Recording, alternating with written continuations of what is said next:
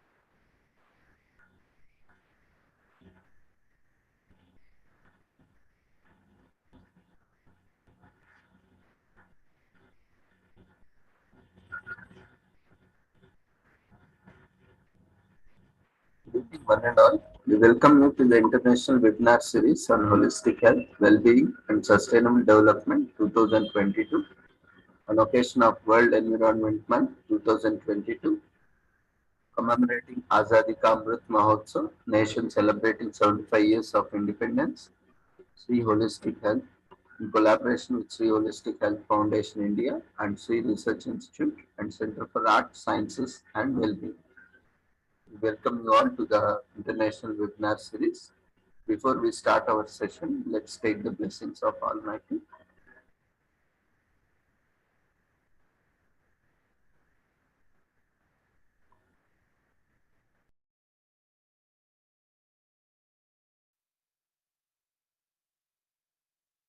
कुरुत्वं कल्याणम् आरोग्यं धनसम्पदः शुभं कुरुत्वं कल्याणम् आरोग्यं धनसम्पदः शत्रुबुद्धिविनाशाय दीपज्योतिर्नमोऽस्तुते दीपज्योतिर्नमोऽस्तुते शुभं कुरुत्वं कल्याणम् आरोग्यं धनसम्पदः शुभं कुरुत्वं कल्याणम् आरोग्यं धनसम्पदः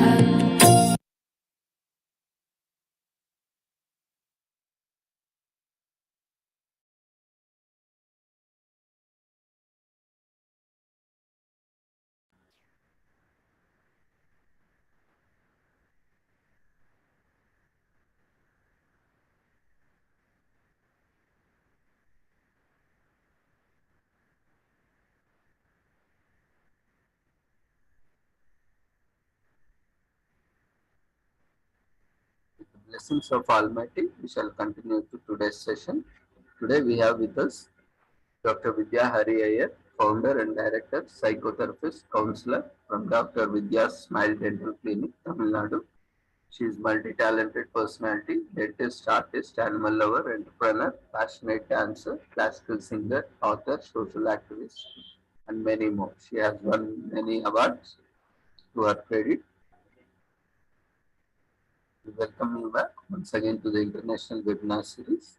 I invite you to take over for your session on COVID fourth wave. Over to you.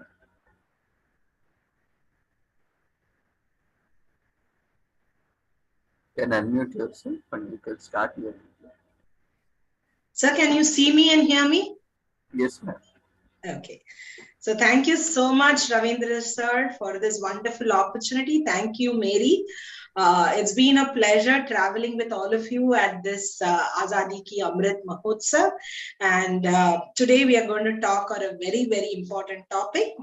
This is mental health during the COVID pandemic. And I'm sure all of us are understanding that, there is a fourth wave. And, see, over the last 2.5 to 3 years, there are a lot of things which has changed, which has evolved. And we as human beings have also evolved, through this change. So let's just understand this better, and let's gear up ourselves for today's session just to help us understand a little bit more about our mental well-being, right? So I'm going to start sharing my screen right away.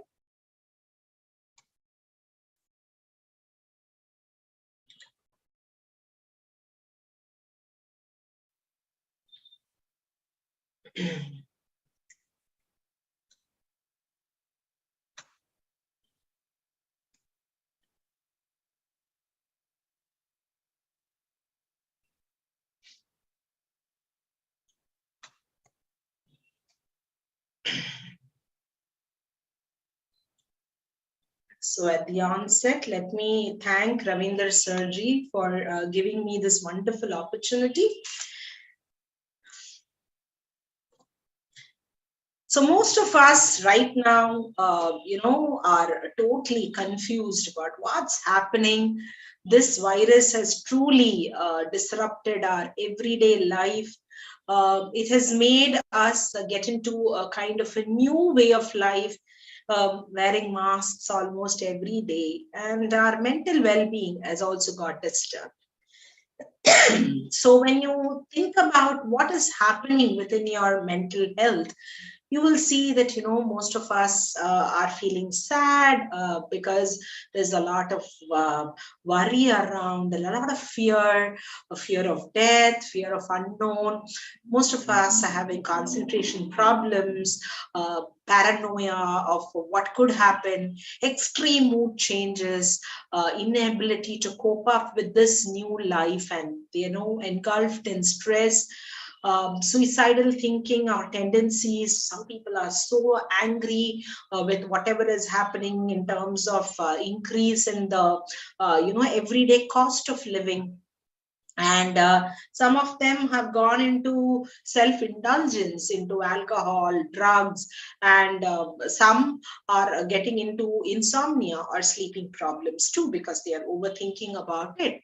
So if you look at how has COVID-19 actually affected the mental health of people, it is a fear of contracting the disease, fear of losing the loved ones, restricted social interaction with people. One second.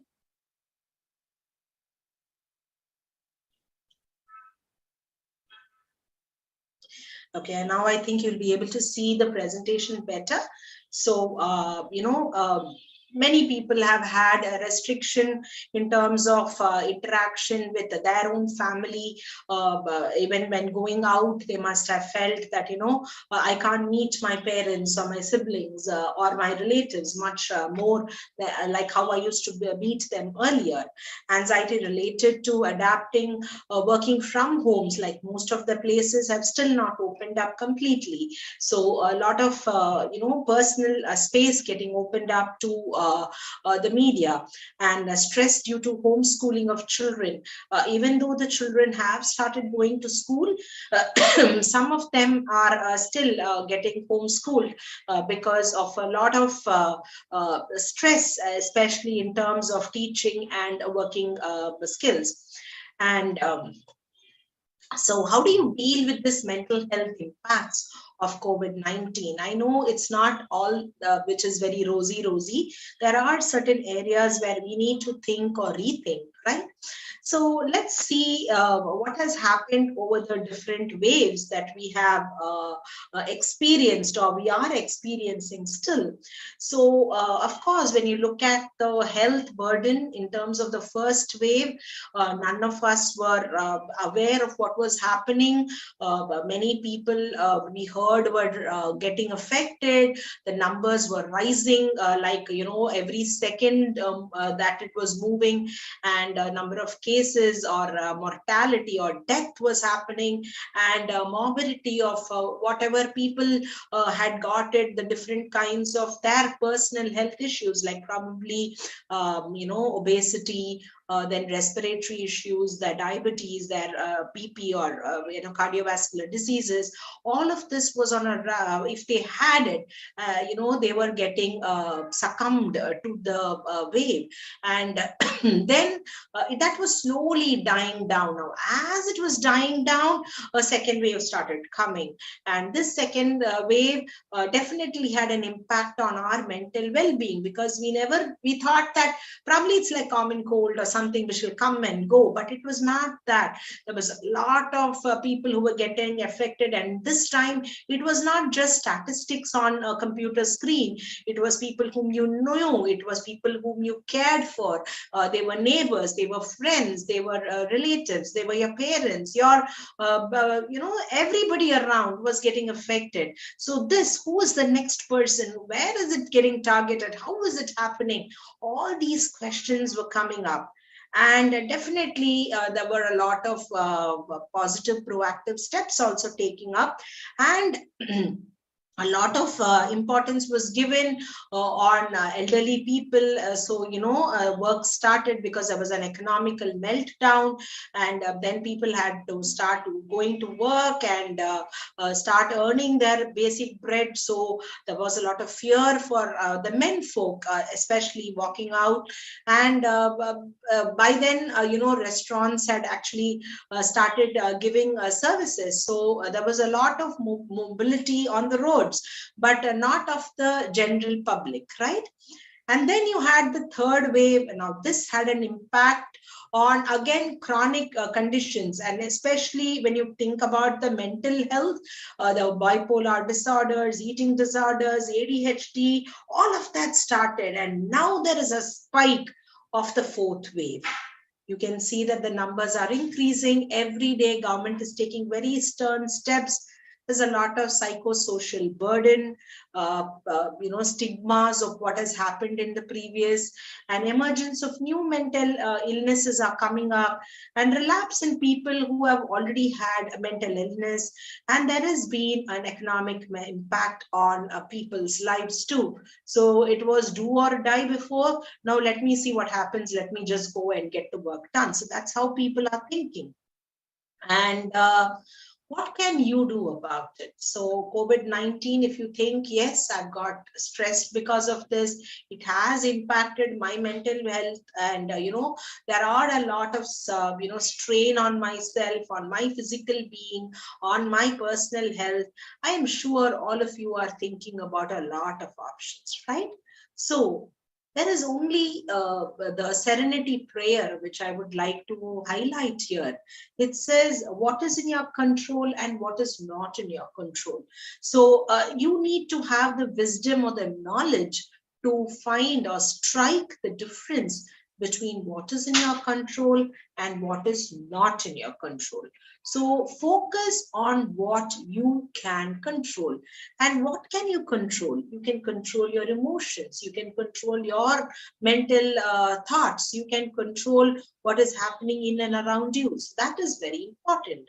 Next is, let us see what has been the impact of the pandemic, right? So if you look at the job loss or the income loss, even if people had jobs, their pay scales have been shelved. There has been scarcity of food. There has been a scarcity of the basic needs of people, water, provisions, etc. The illness of a relative or any household person has not only taken a toll on the person who's got affected, but also on the others around them. And death or any untoward incident has also been there, and any other causes. So you can see there has been a lot of changes in everybody's personal lives. Let's think about the student population. The students have a kind of an uncertain kind of outlook towards life, because tragedy had struck. Many of them who were in their 10th and 12th have become what is called the corona batch or the COVID batch, right? So that practical exposure has actually reduced, and this has allowed them to get into a kind of questioning their self-worth. Suicidal thoughts has been upped by 11.4%. Severe distress has happened.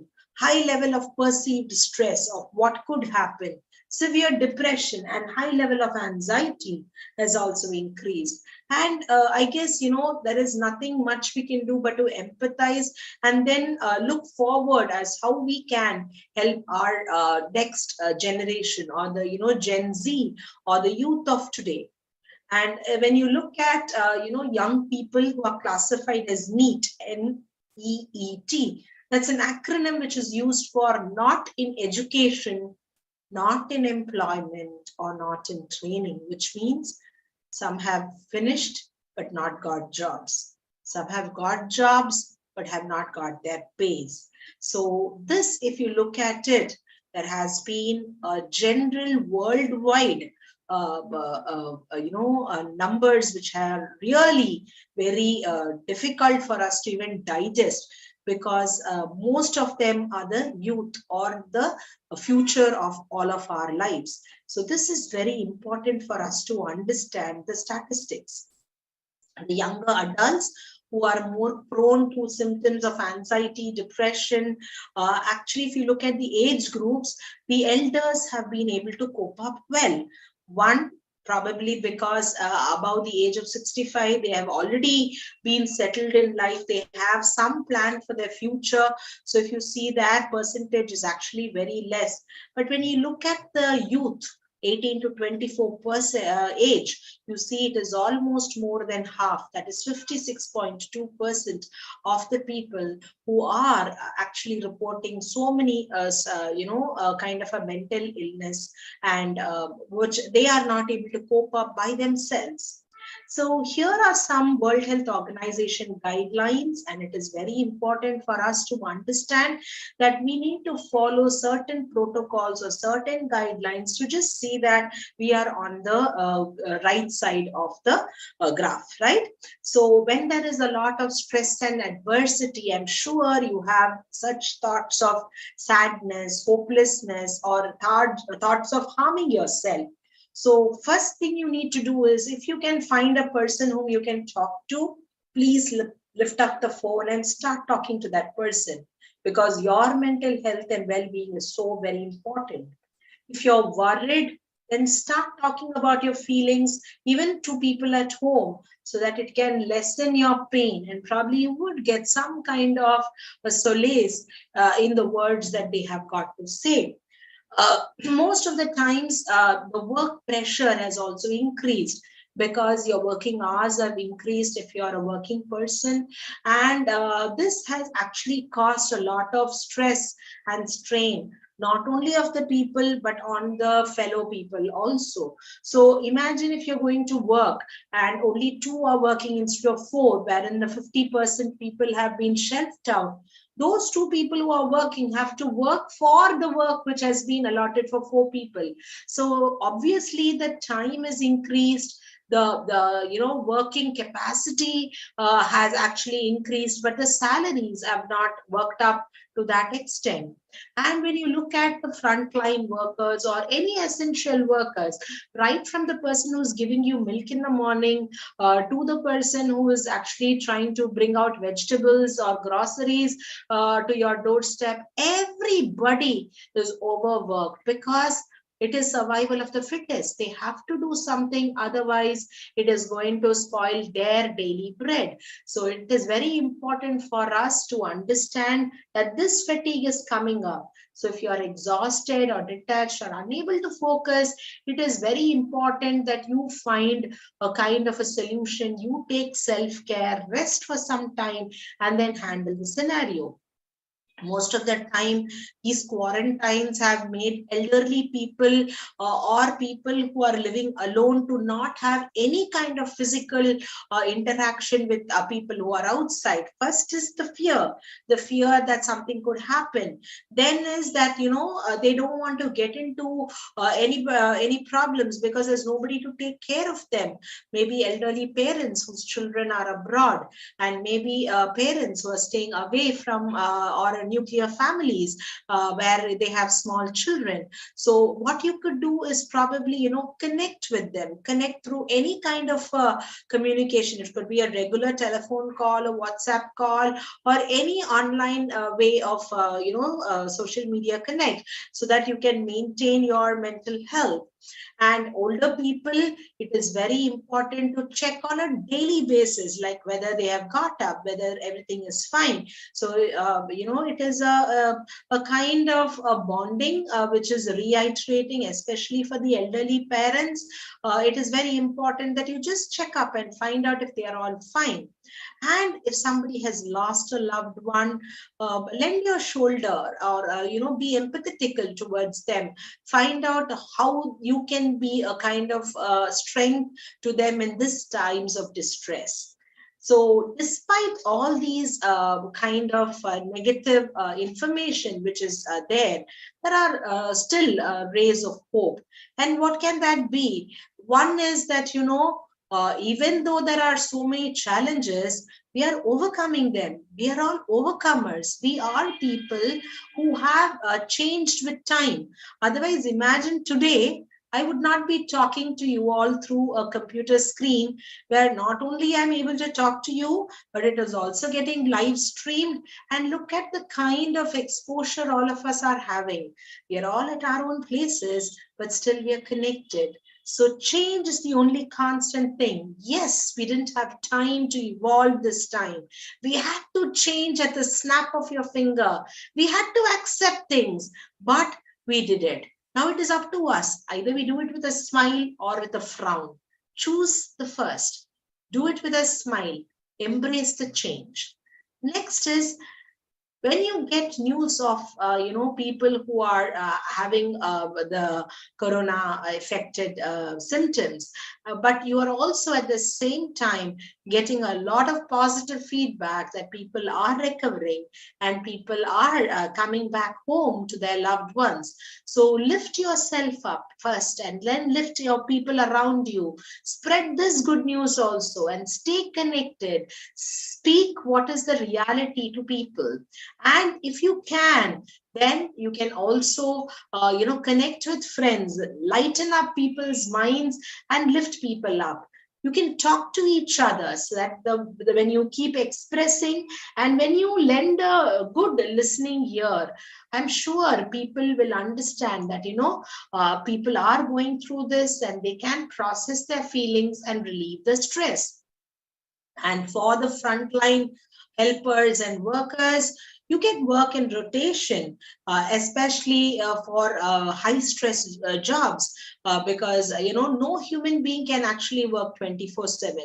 The importance of sleep, the importance of good nutrition, the importance of having a kind of a rewind is important for you and me. So it is very important that we pay heed to all this and be in communication. Communicate to your friends, to your loved ones, and take a break if your body and your mind asks you to do so. That should be that you're listening to your intuition, listening to your gut feeling.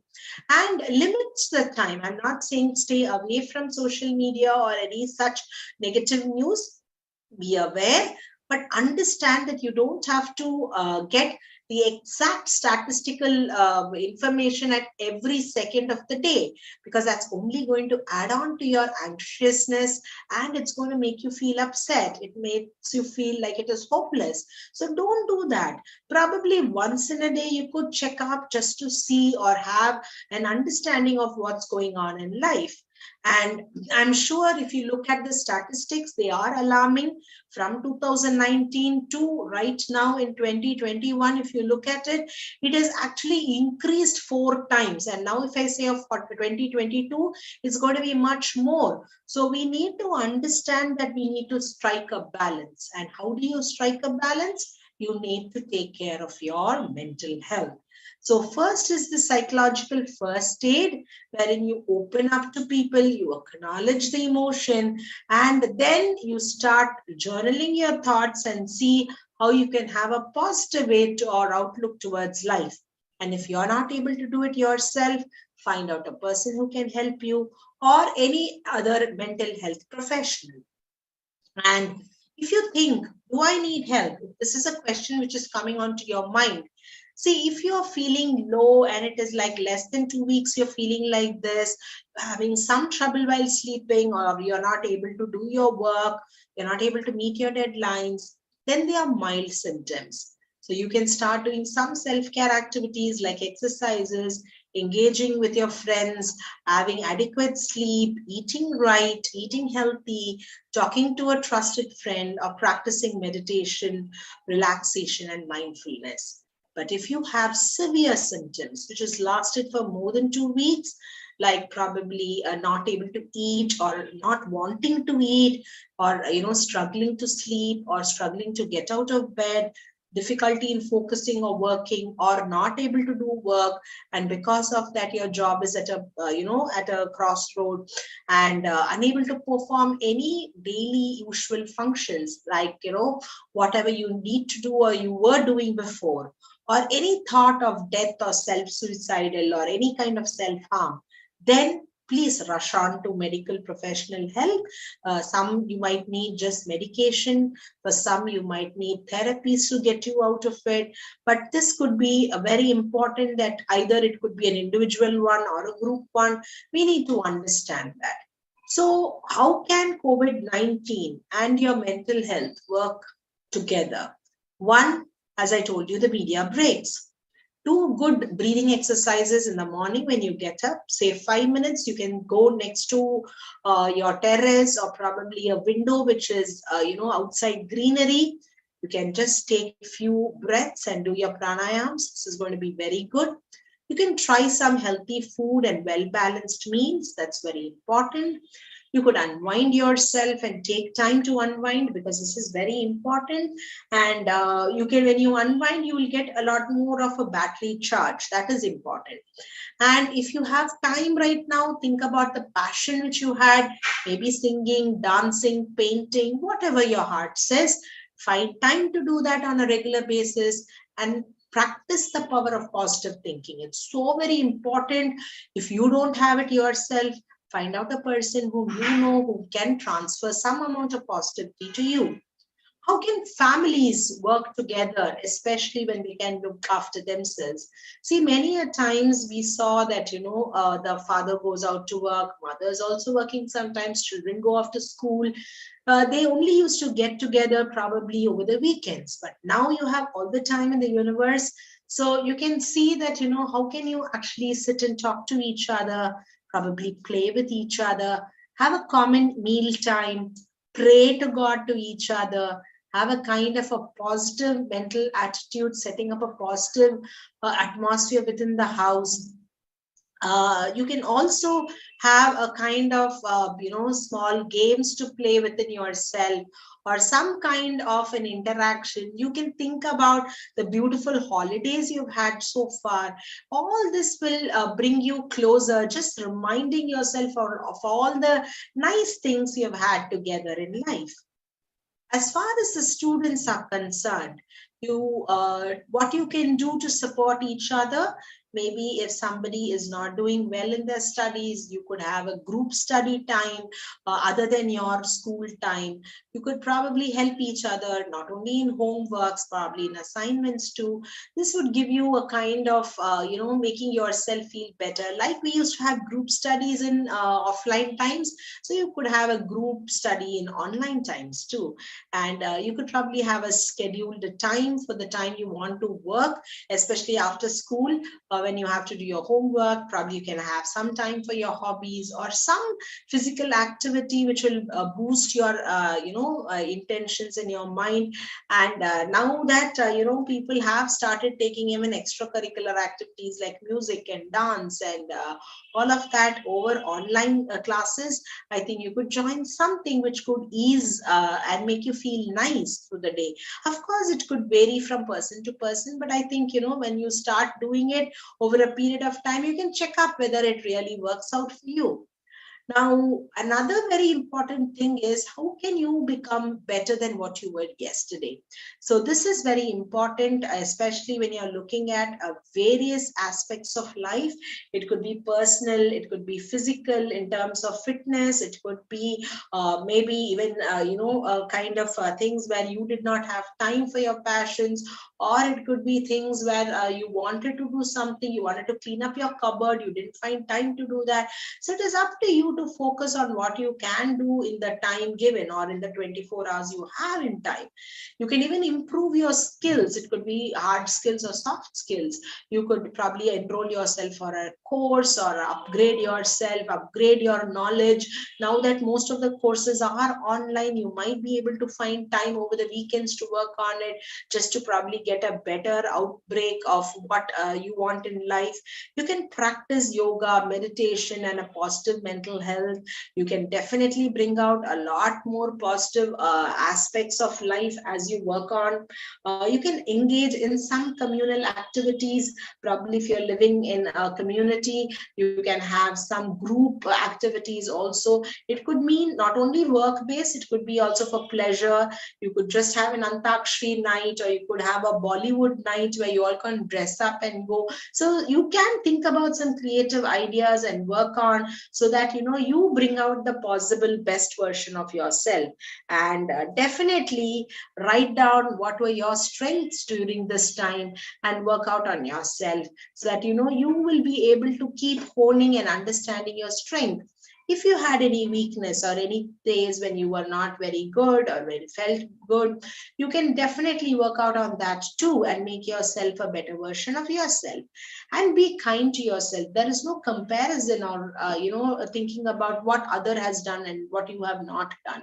So please don't compare yourself. Each of us are unique, of our interests are unique, our journeys of life are unique. So you should be able to understand that and work accordingly. Next is, how do you take care of your mental health during a time of uncertainty? Now, if you are feeling very overwhelmed, it's always good to speak out or, journal it up. And then it is very important for you to understand whether you had anything in the past which is bothering you, or anything in the present which is bothering you. Or sometimes when I talk to people, they say, my future bothers me. They say my past was fine, but my present is not okay, but the future bothers me. So again, you can tell them to practice mindfulness, because that's very important. And you need to understand how to self-manage yourself, especially in terms of time. And see that you don't keep bringing up past things again and again and again and again, and reliving those negative moments. So yes, it has happened, acknowledge that and move forward. And if possible, you can have a gratitude journal or a gratitude jar, and keep filling it up with all that you can be grateful for on a daily basis. Here are special tips for children. You can follow a daily routine, talk to your friends, go out if possible, play for a short time. Playing actually helps you connect with your friends, and it also increases and improves your immune system. It can boost your immunity. And when you're actually attending school, see that you are attending at a particular place in your house.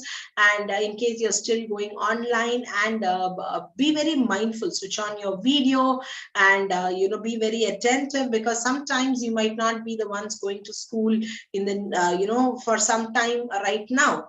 And make time for laughter and fun also, because all work and no play makes Jack a dull boy.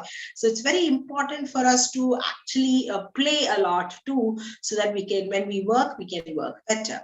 So what are the 8 tips for managing a child's anxiety during COVID-19? Definitely have a kind of a routine for whatever child, even if it's a child who's not going to school. So have a kind of a routine for the child. Listen to your child and check the kind of any symptoms they have for the COVID-19. You can check on them, look for any signs of anxiety. Are they anxious? How is their behavior towards you on a daily basis? Learn copic skills and teach them like yoga, meditation, pranayam, and whatnot. And focus on what you can control and not what is beyond your control. So let's start with just washing our hands every day in the morning. So that's very, very important. And next is to encourage a kind of a positive thinking. So it is up to you to flush the negative away and definitely have positive well-being and positive thinking, and stay connected, my friends, because right now maybe offline is difficult, but online at least stay connected and seek professional help when it is needed. So with that, I come to the end of today's presentation. I'm sure you've got some insight of how you can cope yourself, especially with the mental health during the pandemic. Thank you so much, and back to the host. Sir, can you hear me?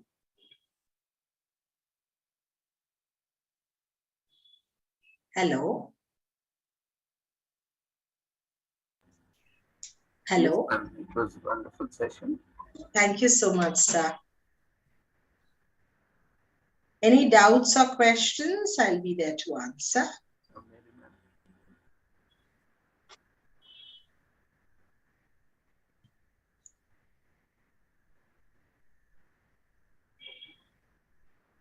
Hi, ma'am. Hi, Mary. Actually, this is lot of learning session for me because a lot of things I don't know. It's very new to learning for me, this topic. So a lot of medical things are there now. So it's a lot of takeaway. You're doing justice in all the topics. So I am very happy that I know such a person and who's doing really good for me.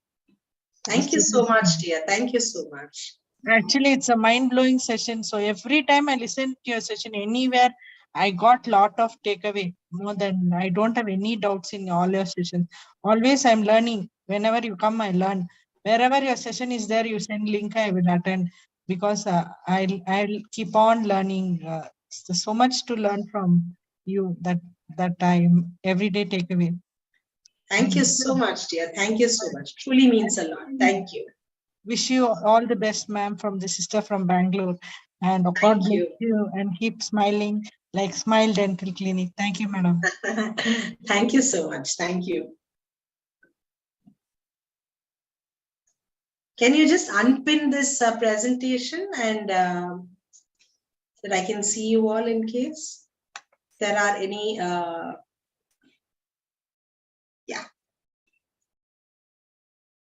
Any questions, anybody? Or yeah, participants, feel free to share your queries or comments, observations. It was very insightful and it was very easy to understand. As far as I am concerned, there are no queries. I mean, everything was clear and also in visuals, so it made more easier to understand and grasp the insights. thank you so much, sir. Thank you for this wonderful opportunity. And yes, I guess, this is a fact, a reality which all of us are facing. And it is up to us to see that our mental well-being is good and we are protecting ourselves, not only in terms of a physical protection, in terms of a mask or hand sanitizer. I'm not saying that. Even on our mental framework, we need to protect ourselves. And we don't know what's coming up next, but nevertheless, always hope for the best. And when God has created each one of us, I guess He knows how to take care of us. So always have faith and believe in yourself and keep doing your work and work towards what is in your control. And I'm sure things will be fine.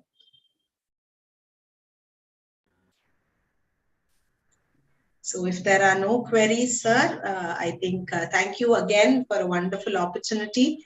Thank you, Mary, and thank you, sir, for your questions. Truly felt very nice being a part of this interactive session. And over to you, sir. Thank you, ma'am. It was really insightful session.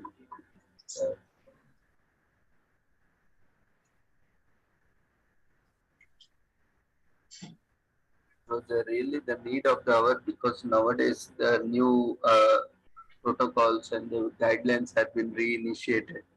The mask is again being made mandatory. So we need to be more cautious, and even booster doses are also recommended for medical professions as of now. But even the vulnerable are being advised to go for booster dose. So, and that too, this is rainy season, and we know it is this season is prone to a lot of seasonal diseases. So we need to be very careful. As you have mentioned, precautions has to be taken to safeguard ourselves and then our communities as well. It was very well presented. Thank you. Thank you, ma'am, once again for joining us on behalf of Sri Holistic Health Foundation India and Sri Research Institute Center for Art Sciences and Wellbeing. On behalf of all the participants, we thank you, and we wish you all the success. We look forward for more sessions in future.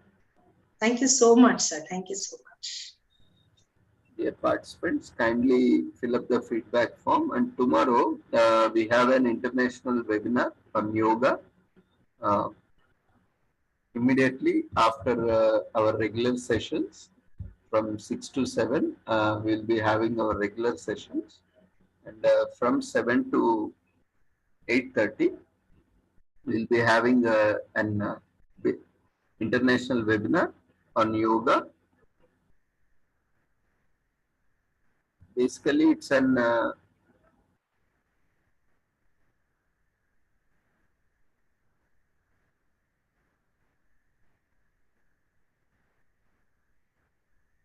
kindly fill up the feedback form.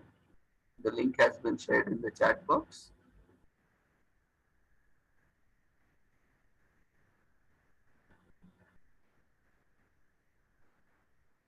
So tomorrow, after this 6 o'clock session, 6 to 7, there is a session. From 7 o'clock, there will be an international webinar series.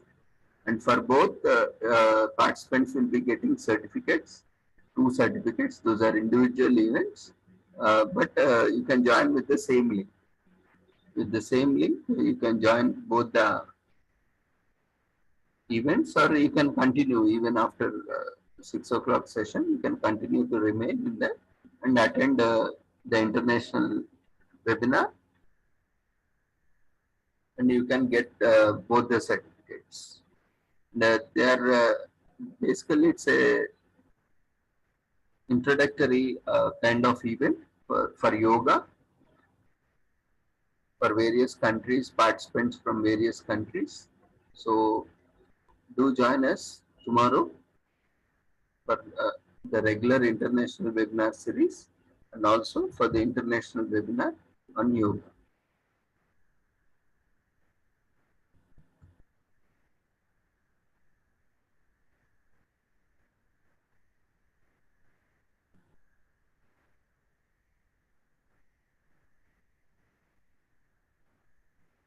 As tomorrow is a day,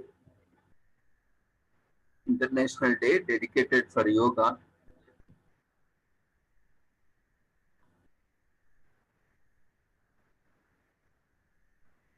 Let's look at the various protocols, generally common protocol that is being practiced on the day of International Day of Yoga.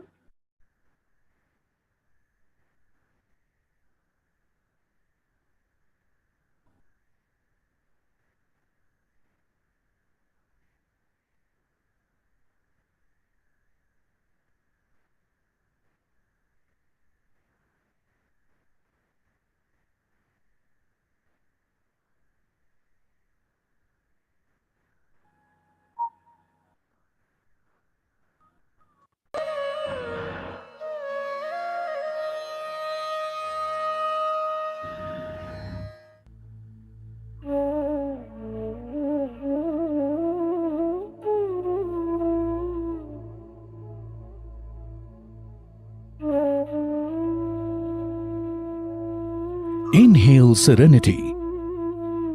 Exhale stress. Reach out to Yes, the timings would be same. 6 to 7 will be our regular session, and 7 to 8:30 or 9, maximum 9 will be the international webinar workshop with the same link. You can continue. I mean, you can join by 6 o'clock, and we can continue till 8:30 or 9, and fill the feedback form for both.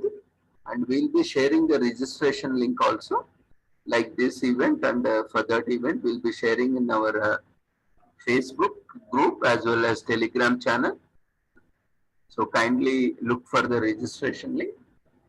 You can join. Even if you couldn't find a registration link anywhere, you can join tomorrow 6 o'clock. So we will be sharing in the webinar also registration link, so you can register while the webinar is going on.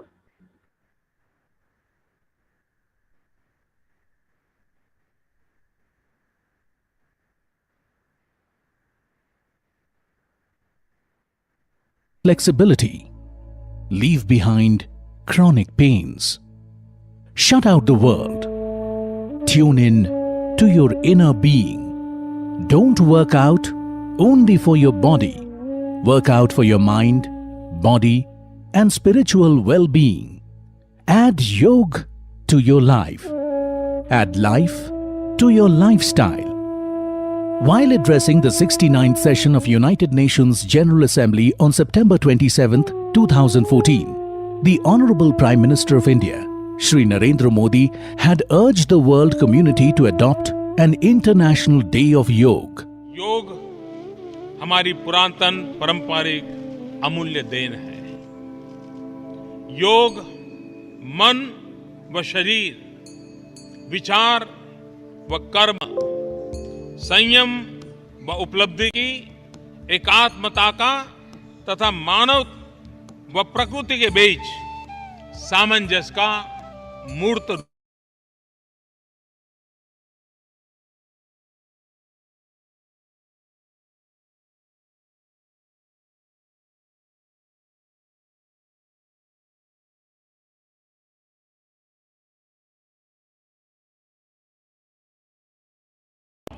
माध्यम है। यह हमारी जीवन शैली में परिवर्तन लाकर तथा हम में जागरूकता उत्पन्न करके जलवायु परिवर्तन से लड़ने में सहायक हो सकता है।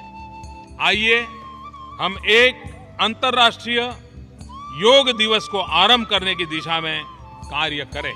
Due to his government's concerted efforts, 21st June was established as International Day of Yoga in 2014.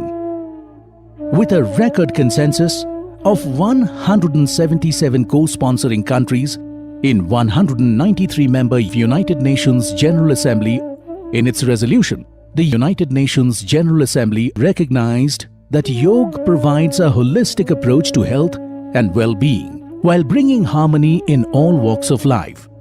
It was there that the need for wider dissemination of information about the benefits of practicing yoga for the health of world population was felt. In India, it ushered in an era of holistic health revolution based on the principles of prevention more than the cure. The Ministry of Ayush successfully organized the first International Day of Yoga on the 21st June 2015 at Rajpath, where 2 Guinness World Records were made. One for the largest yoga lesson involving 36,000 participants and the other for maximum number of nationalities with participants from 84 countries in a single yoga lesson. Ever since, the International Day of Yoga celebrations have grown in size and stature all over the world, with new enthusiasts taking up this ancient form of well-being year by year. In the year 2016, when the second International Day of Yoga was celebrated in Chandigarh, where another record was created, that of largest number of Divyangs or differently abled people performing yoga protocol together. More than 51,000 participants participated in the third International Day of Yoga celebrations at Lucknow in the year 2017. Yoga is essentially a spiritual discipline based on an extremely subtle science which focuses on bringing harmony between the mind and the body. Yoga is a practice that combines art with science to give us a roadmap for healthy living. According to its Sanskrit root, yuj, the word yoga means to join or to unite. The practice of yoga is said to lead to the union of an individual consciousness with the universal consciousness. Yoga is widely considered as an immortal cultural outcome of the Indus-Saraswati Valley civilization dating back to 2700 BC. Even though yoga was practiced during the pre-Vedic period, it was Maharishi Patanjali who systematized and codified the practices through his Yoga Sutras. For his invaluable contribution to the system, he is known as the father of classic yoga. Later, many masters contributed to the preservation and development of yoga by documenting the practices and spreading them all over the world. Today, millions of people across the globe are benefiting from the practice of yoga. Medical research in recent years has shown many physical and mental benefits of regular yoga practice, like yoga works on the levels of one's body, energy, mind, and emotion. This has led to the identification of 5 broad classifications of yoga. Gyan Yoga, the yoga for knowledge; Bhakti Yoga, the yoga for emotions culture; Karam Yoga, the yoga for selfless action; Dhyan Yoga, the yoga for meditation; Kriya Yoga, the yoga for optimum utilization of vital energy. Each system of yoga we practice falls within these categories. These have been further adopted and developed by different schools of yoga, namely Gyan Yoga, Bhakti Yoga, Karma Yoga, Patanjali Yoga, Hatha Yoga, Kundalini Yoga, Dhyan Yoga, Mantra Yoga, Lay Yoga, Raj Yoga, Jain Yoga, Bodh Yoga, etc. Some of the widely practiced yoga sadhan are Yam, Niyam, Asan, Pranayam, Pratyahar, Dharana, Dhyan, Samadhi, Bandh, Mudra, Shatkarma, Yuktahar, Mantra Jap, Yukt Karm. A yoga practitioner should follow the guiding principles of yogic practices. Before the practices, yogic practices should be performed in a calm and quiet atmosphere with relaxed body and mind. It should be done on an empty stomach or light stomach. Consume a small amount of honey in lukewarm water if you feel weak. Light and comfortable cotton clothes are preferred to facilitate easy movements of the body. In case of chronic diseases or pains or cardiac problems, a physician or yoga expert should be consulted prior to performing yogic practices. During the practices, practice sessions should start with a prayer or invocation, as it creates a conducive environment to relax the mind. Yogic practices should be performed slowly in a relaxed manner, with awareness of the body and breath. Do not hold the breath unless it is specially mentioned to do so. Do not hold the body tightly or jerk the body. Perform the practices according to your own capacity. End the session with deep silence or Shanti Path. After the practices, food and bath may be taken only 20 to 30 minutes after the practice. Once prepared, step into the world of yoga with mindfulness and avail the benefits of this centuries-old wisdom. Let us enter into the world of yoga. Invocation.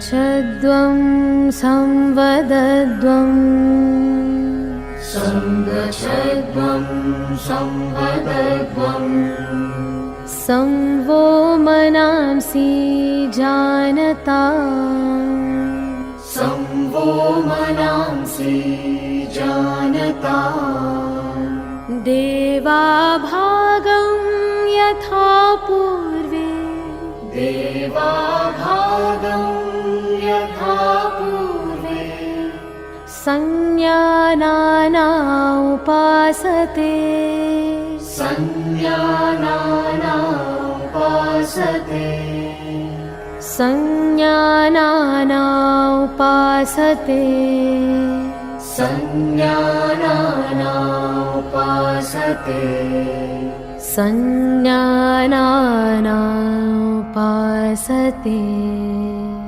संज्ञानाना उपासते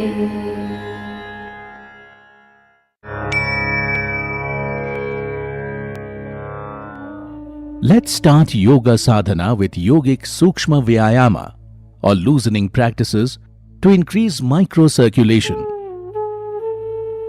Neck movements.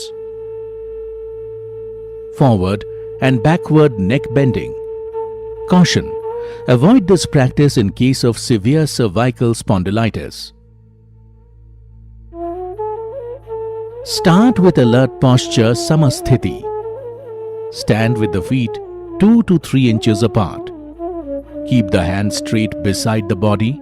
Now, keep the hand on the waist. While exhaling, move the head forward slowly and try to touch the chest with the chin. While inhaling, bring the head to the center position. While exhaling, move the head backward comfortably. Bring the head to the center position. This is one round. Repeat one more round.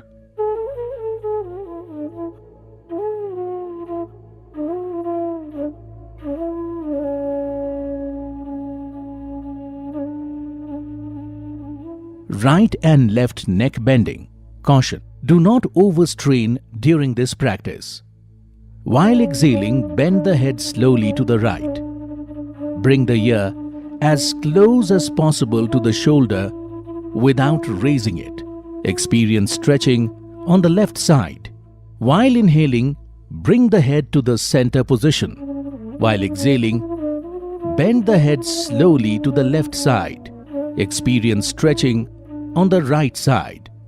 Inhale and bring the head to the center position. This is one round. Repeat one more round.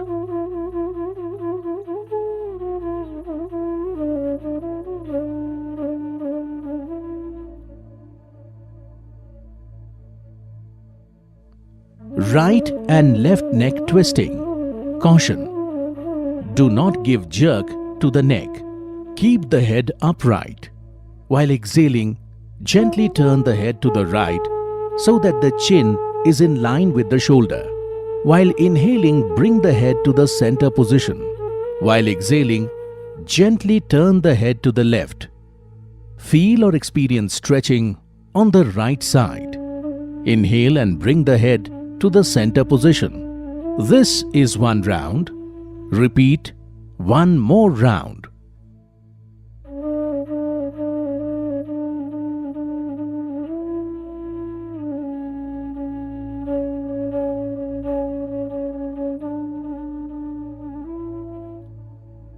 Neck rotation. Caution: people with neck pain and cervical spondylosis do this practice carefully. Exhale. Bend the head forward, trying to touch the chest with the chin. Inhale slowly, rotate the head clockwise in a circular motion. Exhale while coming down. This is one round. Repeat one more round. Then rotate the head in an anti-clockwise direction. Inhale, go back, exhale and come down. This is one round. Repeat one more round.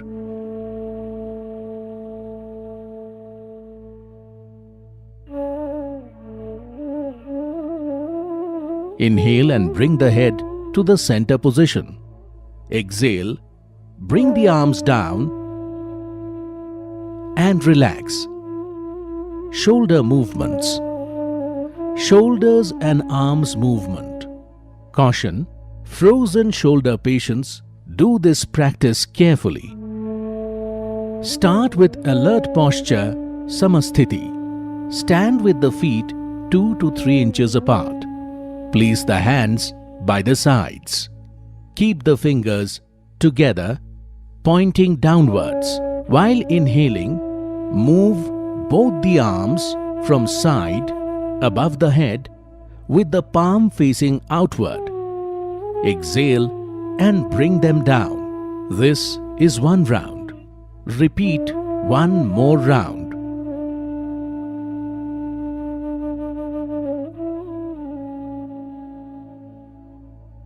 Shoulder rotation. Stand straight. Inhale and raise both the arms up to shoulder level by the sides and bend them at the elbows. Place the fingers on the respective shoulders. Try to touch the elbows in front of the chest. Rotate both the elbows and shoulders in a circular manner. This is one round. Repeat one more round. Inhale while raising the arms and exhale while bringing them down. Do the same in the reverse manner 2 times. Inhale while raising the arms and exhale while bringing them down. Now inhale, stretch the elbows by the sides. Exhale, bring the arms down and relax. Trunk movement. Trunk twisting. Caution. In case of vertebral disorders, do this practice under the guidance. Start from the alert posture. Stand with the feet about 1 foot apart. Raise both the arms to the chest level with the palms facing each other and keep them parallel to each other. While exhaling, twist the body towards the right side so that the left palm close to the right shoulder. Come back with inhalation. While exhaling, rotate the trunk and spine towards the left side. Come back with inhalation. This is one round. Repeat one more round.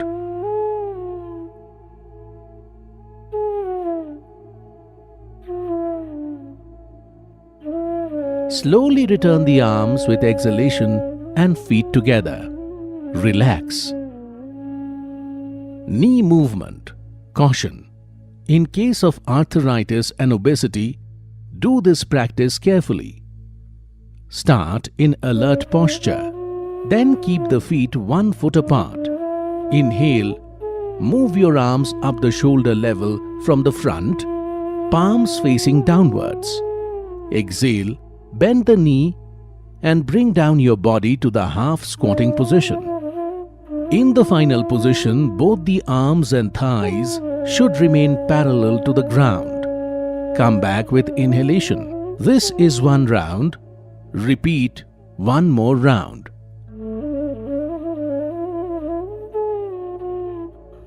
Come back with inhalation. Slowly return the arms with exhalation and bring the feet together. Relax.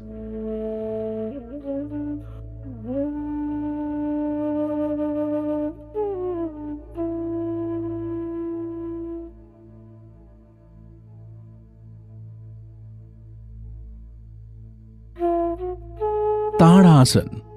The palm tree posture. Caution.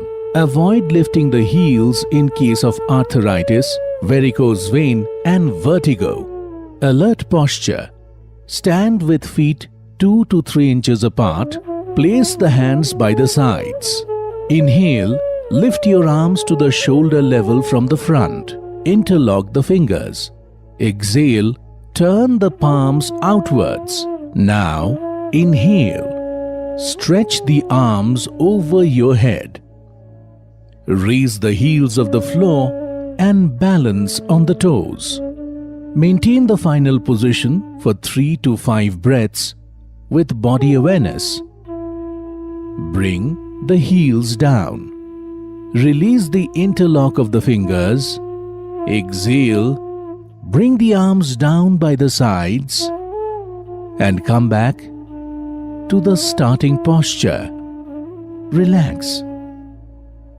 Vrikshasana, the tree pose. Caution: avoid this practice in case of arthritis, vertigo, and obesity. Standing from alert position, focus on a point in front. Exhale, move the right leg up and place the foot on the inner side of the left thigh. The heel should be touching the perineum. Inhale and extend the arms up and join the palms together in Namaskar Mudra. Maintain the final position for 3 to 5 breaths with body awareness. Exhale, bring the arms down.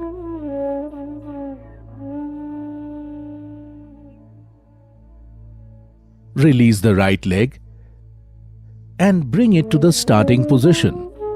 Repeat on the other side. Exhale, move the left leg up and place the foot on the inner side of the right thigh.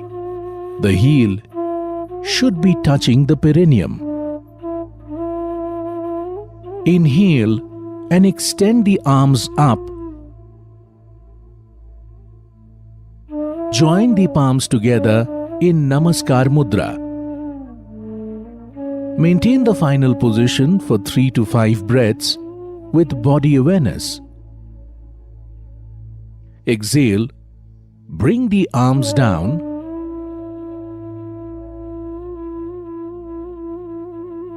Release the left leg and bring it to the starting position. Relax. Padhastasana, or the hands to the feet posture. Caution: please avoid this practice in case of cardiac, spinal disorders and glaucoma. From starting posture, assume standing position with 2 inches apart. Inhale slowly and raise the arms upward from the front. Stretch up the body from the waist. Exhale and bend forward at the level of hip joint until both the palms rest on the ground. Stretch the back to make it as straight as possible. Maintain the final position for 3 to 5 breaths with body awareness. Now, inhale. Come up slowly to the upright position and stretch the arms above the head. Exhale slowly. Bring down the arms and return to the starting position. Relax. Ardha Chakrasana, the half-wheel posture. Caution: avoid this posture in case of vertigo and cardiac problems. Starting from alert posture, stand with feet 2 inches apart. Support the back at the sides of the waist with fingers. Try to keep the elbows parallel to each other. Inhale, drop the head backwards, stretching the front side of the neck. As you exhale, bend backward from the lumbar region. Maintain the final position for 3 to 5 breaths with body awareness. Inhale and slowly come up. And exhale, return to the starting position. Relax. Trikonasana, the triangle posture. Caution: avoid this practice in case of slip disc, sciatica, and after abdominal surgery. From the alert posture, spread out the feet 3 feet apart. Inhale, raise both the arms from the sides up to the shoulder level and the palms are facing outwards. Turn the right foot towards the right side. Exhale, slowly bend to the right side and place the right hand just behind the right foot. Turn your head and gaze at the tip of the left middle finger. The left arm is straight in line with the right arm. Maintain the final position for 3 to 5 breaths with body awareness. Inhale, slowly come up.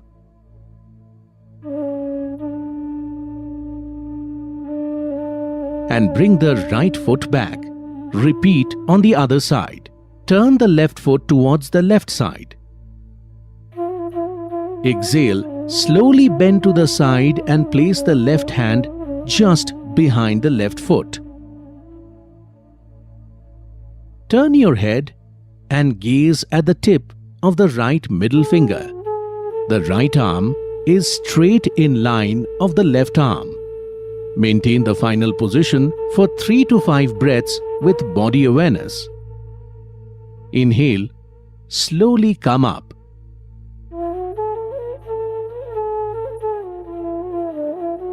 And bring the left foot back. Exhale, bring the arms down and feet together. Come to the starting position and relax. Bhadrasana, the firm posture. Caution: avoid this practice in case of severe arthritis and sciatica. Start with Vishramasana. Support the back with the hands. Both legs stretched forward. Body should be relaxed in a long sitting posture. Sit straight with the legs stretched out in the front. Keep the hands beside the hips and palms resting on the floor. This is Dandasana. Now bring the soles of the feet together. Exhale, clasp the toes with the hands. Inhale, put your heels as close as possible to the perineum region. Maintain the final position for 3 to 5 breaths with body awareness. Exhale, release the hands and stretch out the legs in the front. Support the back with hands. Relax. Vajrasana, the diamond posture. Caution: those who are suffering from knee pain and ankle injury should avoid this practice. Start with long sitting posture. Sit straight with the legs stretched out in the front, palms resting on the ground, fingers pointing forward. This is Dandasana. Fold the right leg at the knee and place the foot under the right buttock. Similarly, folding the left leg, place the left foot under the left buttock. Place both the feet in such a way so that the big toes touch each other. Position of the buttocks is in the space between the heels and the feet. Keep hands on your respective knees or thighs. Keep the back straight, gaze in front or close the eyes. Maintain the final position for 3 to 5 breaths with body awareness. When returning to the starting point, bend a little towards the right side to take out your left leg and extend it. Similarly, extend your right leg and return to the starting position. Relax. Ardha Ushtrasana, the half camel posture. Caution: in case of hernia, abdominal injuries, arthritis and vertigo, please avoid doing this asana. Starting with long sitting posture, sit straight with the legs stretched out in the front, palms resting on the ground, fingers pointing forward. This is Dandasana. Fold the right leg at the knee and place the foot under the right buttock. Similarly, folding the left leg, place the left foot under the left buttock. Place the hands on the respective knees. Stand on your knees. Place the hands on your back with fingers pointing downwards. Keep the elbows parallel. Inhale, bend the head back, stretch the neck. Exhale, Bend the trunk backwards as much as possible. Keep the thigh perpendicular to the ground. Maintain the final position for 3 to 5 breaths with body awareness. Inhale, come back to kneeling position. Exhale, sit in Vajrasan. Bend a little towards the right side to take out your left leg and extend it. Similarly, extend your right leg and return to the starting position. Relax. Ushtrasan, the camel posture. Caution: those suffering from hernia should not practice this asana. Start with long sitting posture. Sit straight with the legs stretched out in the front, palms resting on the ground, fingers pointing forward. This is Dandasana.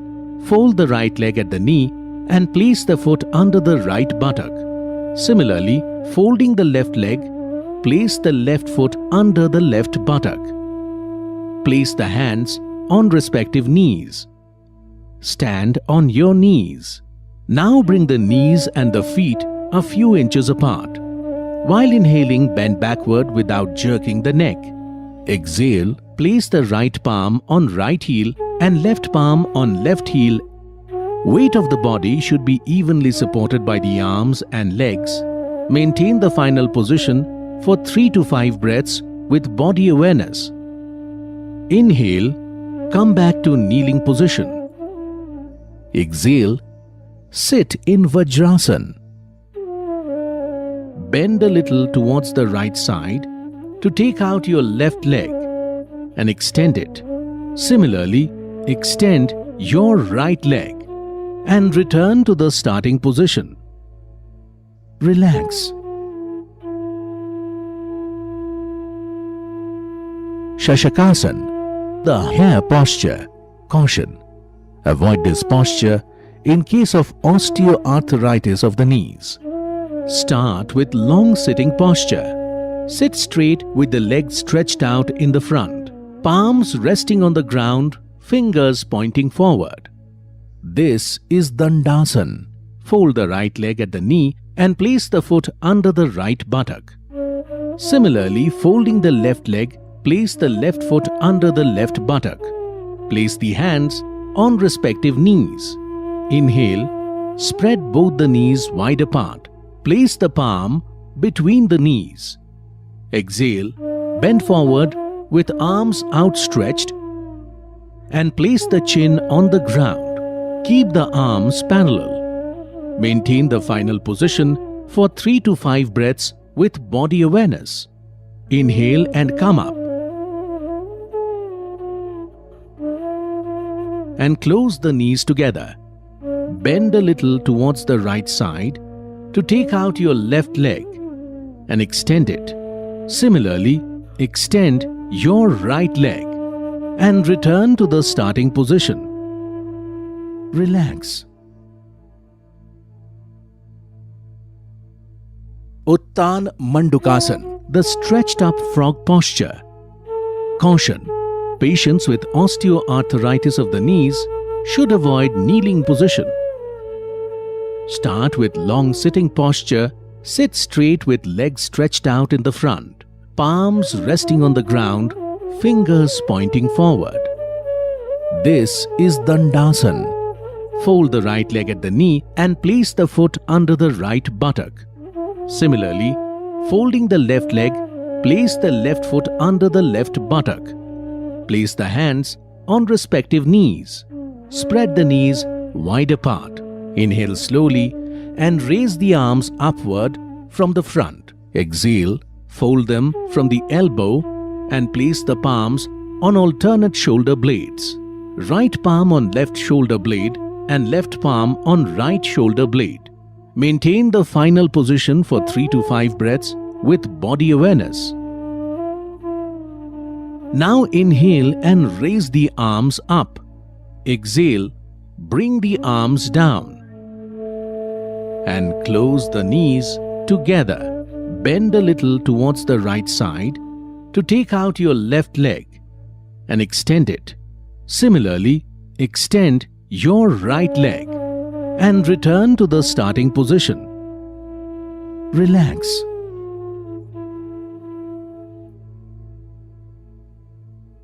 Vakrasana, the seated twist posture. Caution: avoid this posture in case of acute back pain and spinal disorders. Start with long sitting posture. Sit with the back straight with the legs stretched out in the front. Bend the right leg and place the right foot beside the left knee. Place the right palm beside the body. Bring the left arm around the right knee and place the palm beside the right foot. Inhale, stretch your back. Exhale, turn your body and head to the right.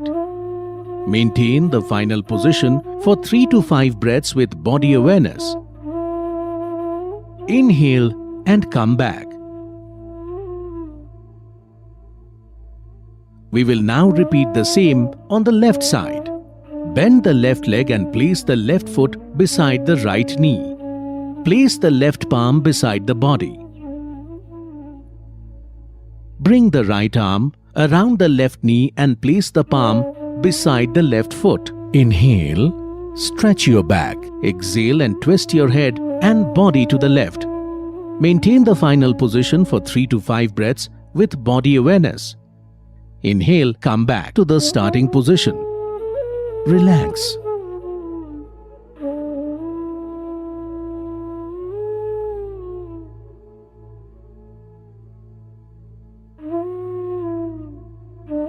Prone postures.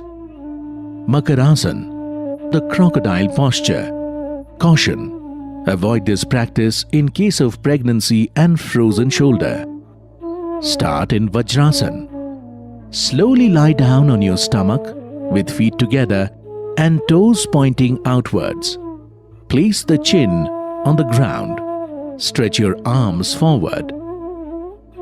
Open the feet apart with toes pointing sideways. Bend your elbows.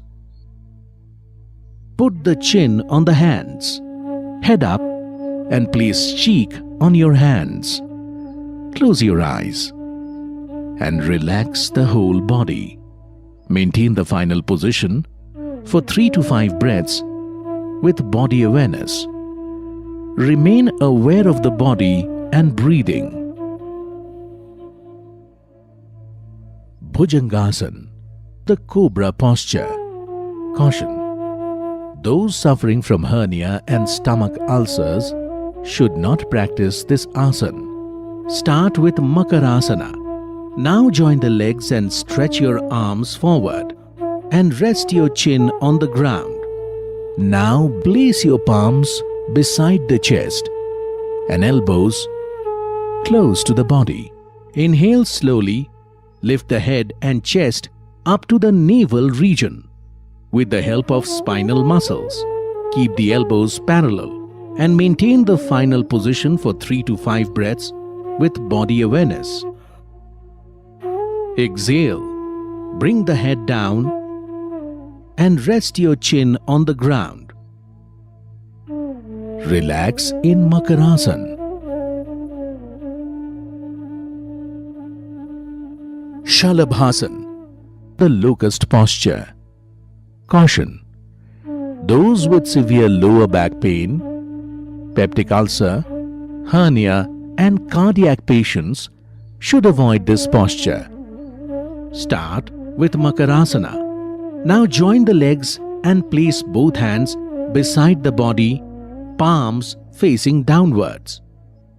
Inhale and lift both the legs off the floor without bending the knees, and maintain the final position for 3 to 5 breaths with body awareness. Exhale and bring the legs down to the floor. Relax in Makarasana.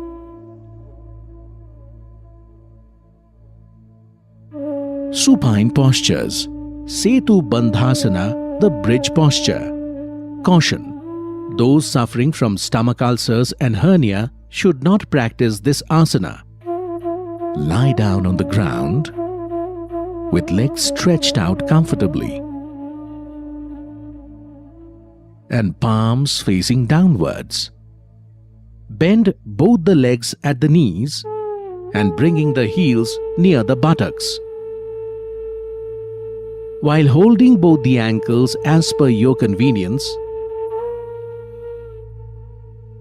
inhale slowly.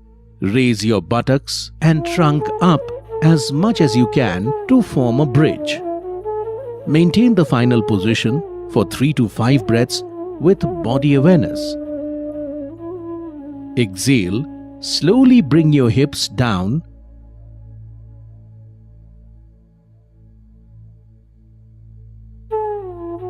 and straighten the legs in supine position. Relax.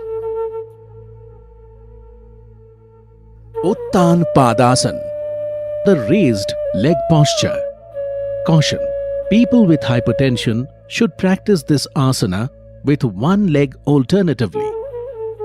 Lie comfortably on the ground with the legs stretched out, hands placed by the sides and palms facing down. While inhaling, slowly raise both the legs without bending them at the knees until you are able to see the tips of toes. Maintain the final position for 3 to 5 breaths with body awareness. Exhale slowly, bring both the legs down and place them on the ground. Relax. Ardha Halasana or the half plow posture. Caution: avoid this practice in case of abdominal injuries, hernia and lumbosacral pains. Lie comfortably on the ground with the legs stretched out, hands placed by the sides and palms facing down. Inhale slowly, raise both the legs without bending them at the knees and bring them vertical to the ground. The body from hip to shoulder should be kept straight. Maintain the final position for 3 to 5 breaths with body awareness. Exhale slowly, bring the legs down to the ground without lifting the head. Relax. Pavan Muktasana, the wind-freeing posture. Caution: avoid this practice in case of abdominal injuries, hernia, sciatica or severe back pain. Lie comfortably on the ground with the legs stretched out, hands placed by the sides and palms facing down. Bend both the knees. Exhale, bring the knees towards the chest. Inhale, interlock the fingers and clasp the shin below knees. Exhale, raise the head till your chin or nose touches the knees. Maintain the final position for 3 to 5 breaths with body awareness. Inhale, bring the head back to the ground and exhale, legs back to the floor. Relax in supine position. Relax. Shavasana, the corpse posture. Lie down on the ground. Open the feet apart with toes pointing sideways and palms facing upwards. Close your eyes. Consciously relax the whole body. Become aware of the natural flow of breath. It will tend to become slow. Remain in the position until you feel refreshed and relaxed. While coming back, stretch your arm over your head and slowly join your feet. Then turn by the side, either right or left, and come back to the sitting position with the support of your hands.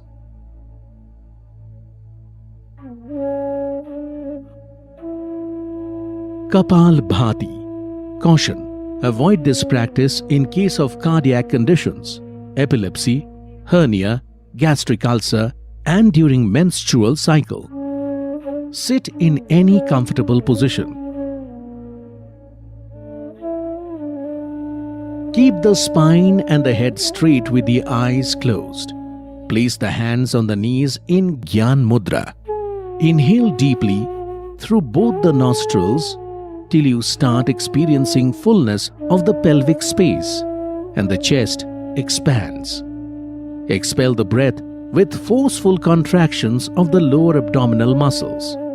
And let the inhalation be passive. Let us begin the first round of Kapalbhati with 20 strokes.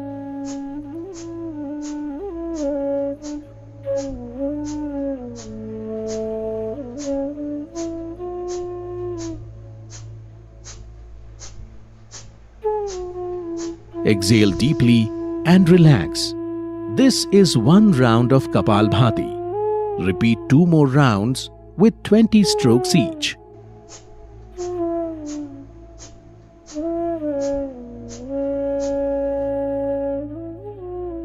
Nadi Shodhan Pranayam. The alternate nostril breathing. Start with sitting in any comfortable posture. Breath should be slow, steady, and controlled. Keep the spine and the head straight with the eyes closed. Relax the body with few deep breaths. Keep the left palm on the left knee in Gyan Mudra and the right hand should be in Pranayam Mudra with the middle and the index fingers folded like this. Close the right nostril with the right thumb and exhale completely. Now inhale through the left nostril. Recognize the touch of air moving through your body as prana. Then close the left nostril with ring and little finger of the right hand and exhale through right nostril. Now inhale through the right nostril. Close the right nostril with the thumb and exhale through the left nostril. This is one round of Nadi Shodhan Pranayam. Repeat it for 4 more rounds. Shitali Pranayama. Caution: people suffering from cough, cold, and tonsillitis should avoid the practice of this pranayam. Sit in any comfortable posture. Keep the spine and the head straight with the eyes closed. Place the hands on the knees in Gyan Mudra. Roll up the tongue and shape it as a tube. Inhale maximum air through the tongue. Take the tongue inside the mouth and close the mouth. Then slowly exhale through the nostrils. This is one round of Shitali Pranayama. Repeat it for 4 rounds.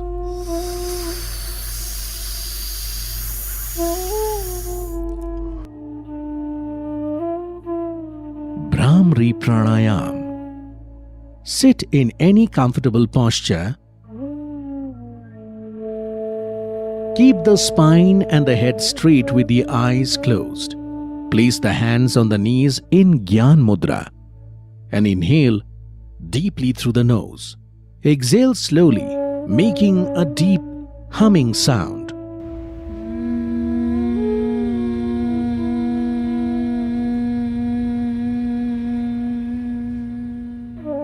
Repeat 1 more round.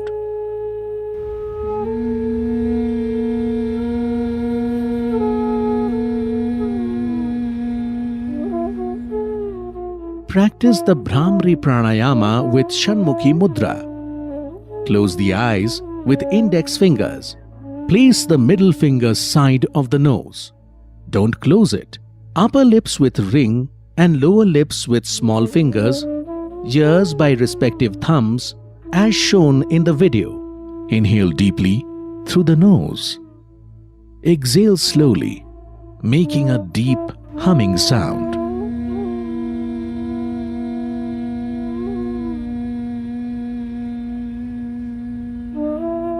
Repeat one more round. Dhyan. Sit in any comfortable position. Place the hands on the knees in Gyan Mudra. Close your eyes. Now adopt Dhyan Mudra.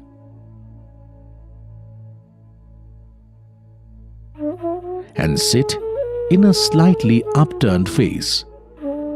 You need not concentrate. Just maintain a mild focus between the eyebrows and be conscious of your breath. Let them flow freely. Just observe the flow. If possible, let the thoughts dissolve.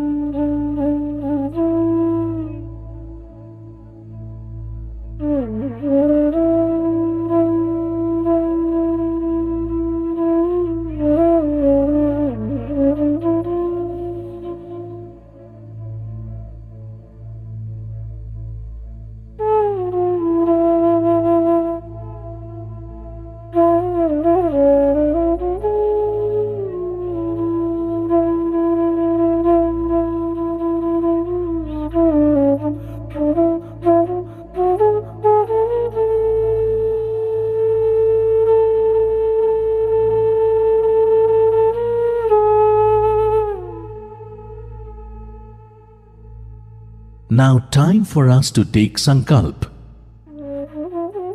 I commit myself to remain in a balanced state of mind all the time.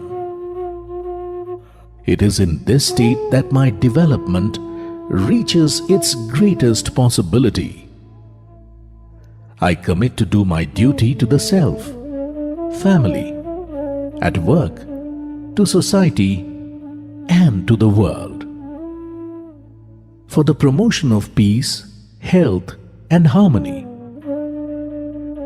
Yoga practice would end with Shanti Path, or the universal prayer for everyone's peace and prosperity.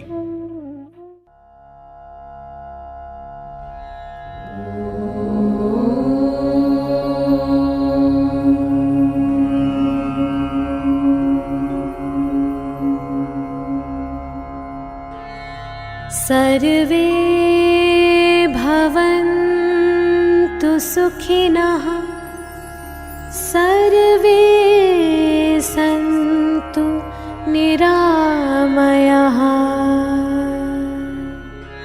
सर्वे भद्राणि पश्यन्तु मा कश्चित् दुःखभाग् भवेत् मा कश्चित् दुःखभाग् भवेत्। ॐ शान्ति शान्ति शान्तिः।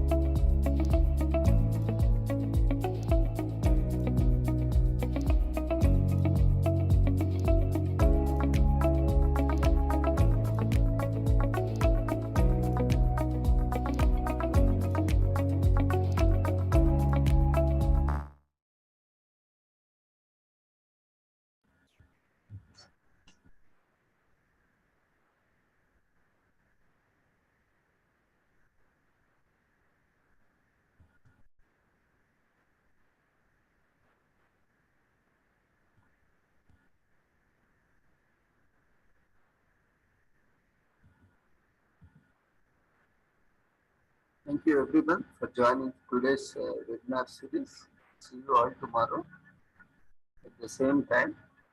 Tomorrow we have a special session.